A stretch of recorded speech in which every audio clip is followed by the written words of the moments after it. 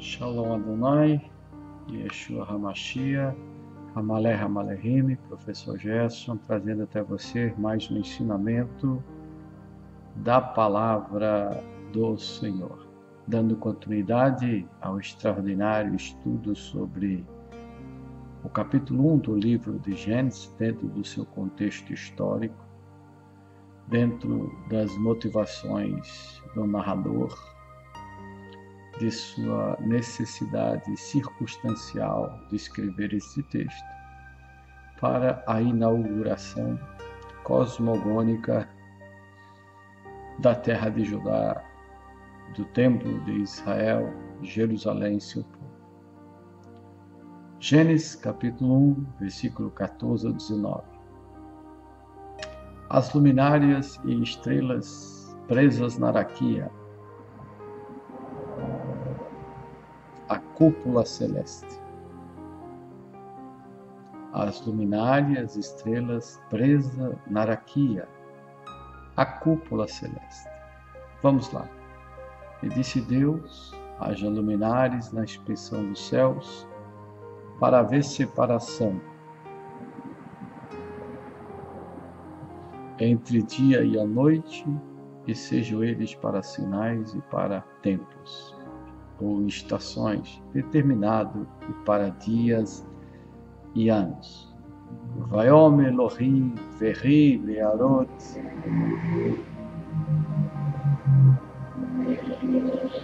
birekia hashamayim lehavdil vein hayom uvein haylaila vehayu leotot ulemuadim Uleiamim Veshanim, e sejam para luminares na expansão dos céus, para iluminar a terra, e assim foi. Vehayu Lemeorot Birekia Hashamayim Lehair Al Haaretz Vayerichan. E fez Deus os dois grandes luminares, o luminário maior para governar o dia e o luminar menor para governar a noite, e fez as estrelas.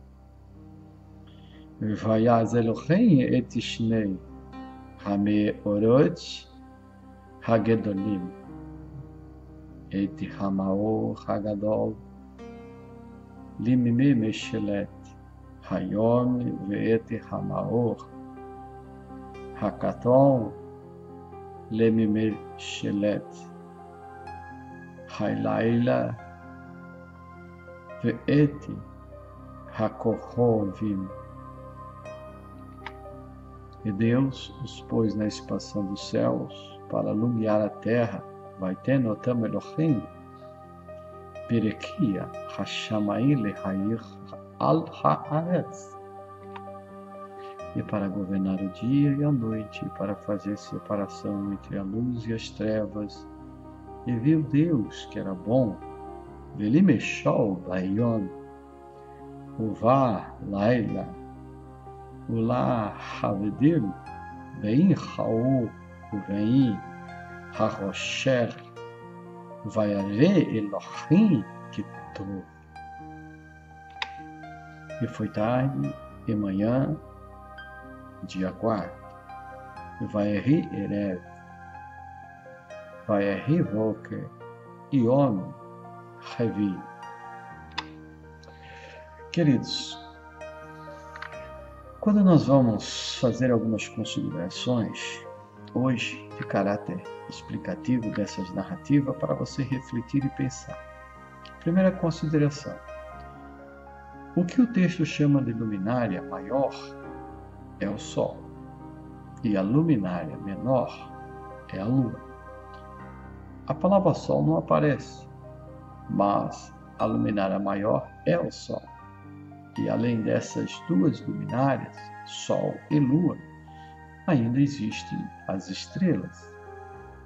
O texto diz que tanto a luminária maior e menor e as estrelas estão colocadas na raquia. Raquia é a cúpula de metal, onde em cima tinha águas, embaixo águas, em redor de tudo águas, porque a terra não foi criada, a terra foi tirada do meio das águas.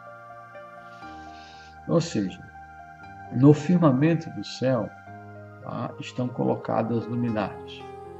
Para entender isso, você precisa ver os vídeos anteriores que foi feito desta série. Para você entender o que significa a raquia dos céus, esquece o que você aprendeu em escola bíblica e o que você aprendeu em ciência, o que você leu em livros de teologia e o que você ouviu de pregações de púlpito de igreja. Esquece tudo isso, que isso não vai te fazer entender o texto. Porque a escola bíblica dominical só serve para ensinar o que a igreja interpreta da Bíblia. E o que a escola bíblica dominical interpreta da Bíblia acerca desse texto não tem nada a ver com o que o texto quer nos ensinar e o que estava na mente do narrador. Nada vezes nada. Porque esse texto está baseado numa cultura mitológica de cosmogonia, de inauguração, da criação de Judá, Jerusalém, e o templo de Jerusalém, que foi determinada após Zorobabel, a qual seus escribas escreveram, para legitimar o reino de Zorobabel, a religião e o seu povo. E isso foi escrito no século VI, antes da Era Comum. Ou seja, o escritor aqui imagina que os céus é uma abóbada de metal, firme, fixa, resistente, forte, dura, e daí vem a palavra latina firmamento, algo firme, na forma de uma cúpula de metal que cobre a terra e que existe águas em torno disto tudo. Se você ler a segunda carta de Pedro 3,5, você vai entender que muitos ignoram que a terra foi tirada das águas e no meio das águas permanece. Se você leu isso 100.000 vezes já e não entendeu, hoje você vai entender. Então, nesta cúpula de metal chamada raquia, os céus, o sol, a lua, as estrelas estão grudadas nessa raquia. Esquece o modelo conhecido por nós hoje. Deu um sol preso em nada, em coisa nenhuma, uma terra girando em torno do sol, e os planetas girando em torno do sol, e o sol girando em torno das galáxias. Esquece tudo isso, porque não era assim que os homens daquela época, que o escritor que escreveu, enxergava as coisas ou concebia a realidade das coisas. Esquece tudo isso que você aprendeu em escola bíblica, pois este nunca foi um bom local para você estudar a Bíblia, porque a escola bíblica vai ensinar as doutrinas da sua igreja e não o que a Bíblia ensina, tá? Mas isso não significa que você não precisa ir para a escola bíblica, mas você precisa entender que a escola bíblica vai ensinar à luz da doutrina da sua igreja e não vai ensinar a realidade dentro do contexto do narrador e como que ele concebia as coisas dentro da sua realidade e circunstância. Para você entender a Bíblia, você precisa estudar a Bíblia e não o que a igreja ensina, não as doutrinas da igreja, porque as doutrinas da igreja muitas vezes não ensinam nada do que está escrito na Bíblia. Por que isso, professor Gerson? Primeiro, porque essas doutrinas não têm nenhum fundamento na realidade. Porque o Sol e a Lua e as estrelas não estão presos no firmamento. Mas isto é uma ilusão de ótica. Entenda, o senso comum dessa passagem e sua lógica estão baseadas na capacidade de observação dos homens e mulheres daquela época. Quando você olha para o Sol e a Lua, não dá a impressão que eles estão ali colados no céu? Eles se movem, mas parece que estão presos ali no céu, não parece? Pois essa era a concepção que eles tinham. Hoje nós sabemos que não é assim, mas eles na época não sabiam. Então eles escreviam conforme eles concebiam e viam e analisavam pelo poder observativo que eles tinham. Quando você olha para o céu, não parece que ali o Sol estão na mesma distância, lado a lado, e as estrelas, quando aparecem à noite, como a Lua, não parece que estão tudo grudados no céu na mesma distância? Pois é, isso é ilusão de ótica para nós hoje. Sabemos que é uma ilusão de ótica, mas para os escritores de ontem, não, para eles parecia exatamente assim. Por isso não podemos neutralizar ou naturalizar nada, exatamente nada na Bíblia. Não tem como historizarmos mitos de cosmogonia na Bíblia, não dá. Não faça isso. Deixa que os alienados, os emborrecidos façam isso. Porque se você quer entender os textos bíblicos, joga fora tudo que você ouviu nas escolas bíblicas que ensinam doutrinas de igreja e não da Bíblia, em seus contextos históricos e mitológicos. Observe que o texto é pura mitologia, porque não existe sol nenhum preso na raquia ou firmamento, e nem lua e estrela também. É um mito cosmogônico de inauguração de um povo, uma cidade, um templo, com motivações políticas, religiosas, de controle social necessário no tempo do governador Zorobabel, quando volta da Babilônia para reconstruir o templo e Judá sob o policiamento e até a ajuda dos persas sob decreto. E lembre-se, o sol está muito distante, a lua está um pouco menos, né?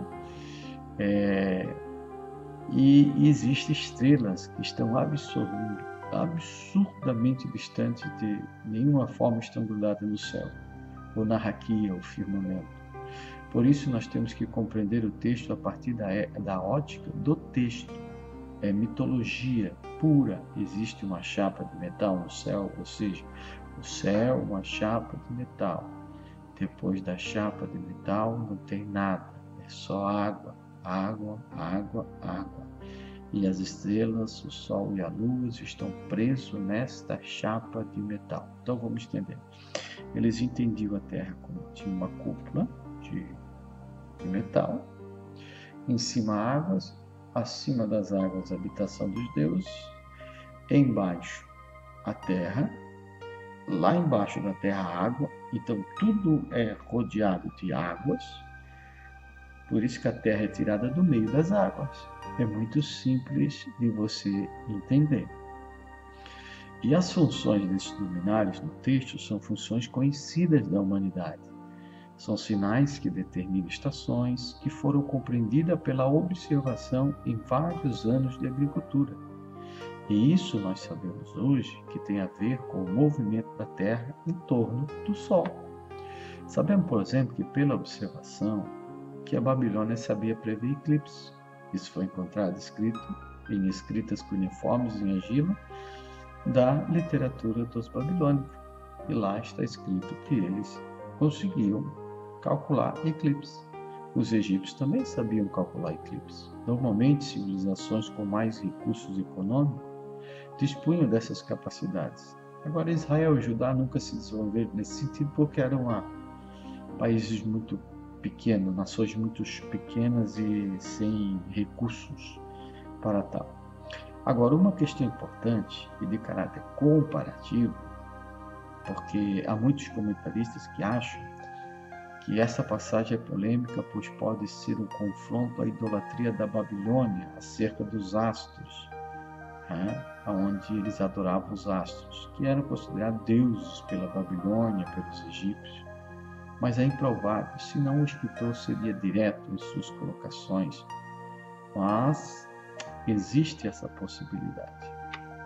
Mas é improvável, pois em outras mitologias cosmogônicas, os deuses também criam o sol, criam a lua, criam as estrelas. Está registrado lá. É só você pesquisar. Deixe o seu like, deixe o seu curtir, deixe o seu descurtir, compartilhe esse vídeo para que nós possamos alcançar mais pessoas que precisam entender de uma forma diferente, de uma forma mais abrangente, mais ampla, a verdadeira interpretação à luz do contexto da narrativa cosmogônica de Zorobabel para legitimar o seu reino, Jerusalém, o templo, dentro de uma geopolítica sob o policiamento persa. Shalom Adonai a todos. Amém.